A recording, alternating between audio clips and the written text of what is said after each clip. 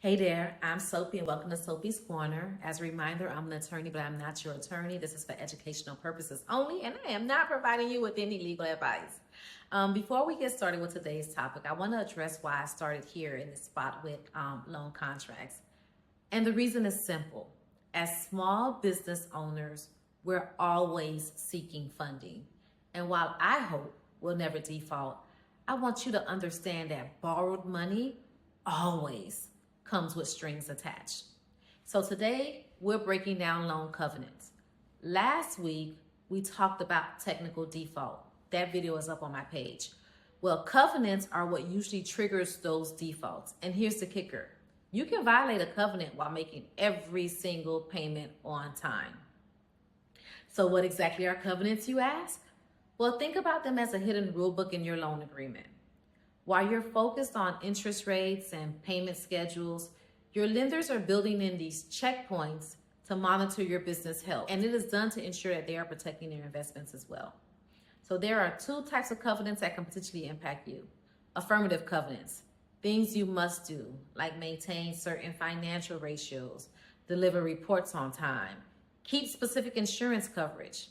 And then you have your negative covenants, things you can't do, like no additional borrowing without approval, no major asset sales, no big executive changes without permission. Here's the potential impact. Violating any of these gives your lender the power to call your loan due in full, regardless of your payment history. So let me paint a picture for you. You're a successful catering business. I know it's about food. I like food. But you took out a $200,000 loan last year and you've been paying faithfully every single month.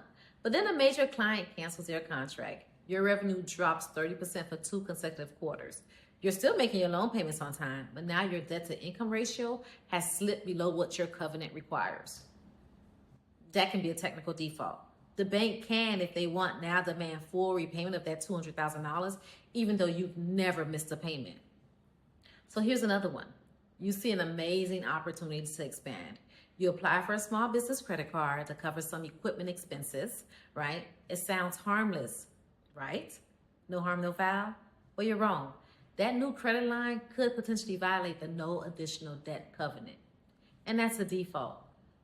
There have been in rare cases where founders have lost their businesses, not because they couldn't pay, but because they didn't know that these hidden rules exist, like missing a quarterly reporting deadline, hiring a new executive without approval, or even selling old equipment. Any of these can trigger a covenant violation, and any of these will be written in your contract. At the end of the day, lenders don't want your business. They want their money. Most will try to work with you if you hit a rough patch, but remember, they are a business just like you, and they will do what they need to do to protect their investments. And that's why understanding these covenants up front is so critical. So here's the bottom line. Covenants aren't designed to scare you, but ignorance is expensive. Last week, I gave you questions about contract costs that you need to ask, right? Now that you understand what covenants are, here are the specific questions to ask when you're entering into these agreements and you may have some potential covenants.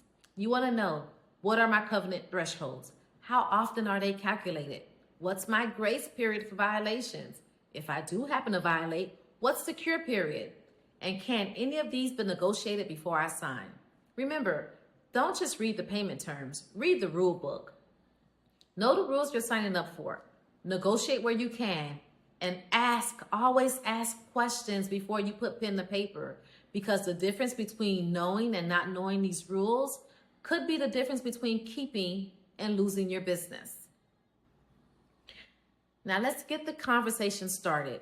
Have you been tripped up by loan covenants, or what's your experience with covenants in your own loan agreements? Share your experience in the comments so we can continue to build this community and help each other out, because that's what it's about.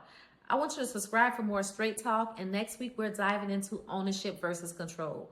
We're diving into why sometimes owning 100% of your company doesn't always mean you're the one calling the shots.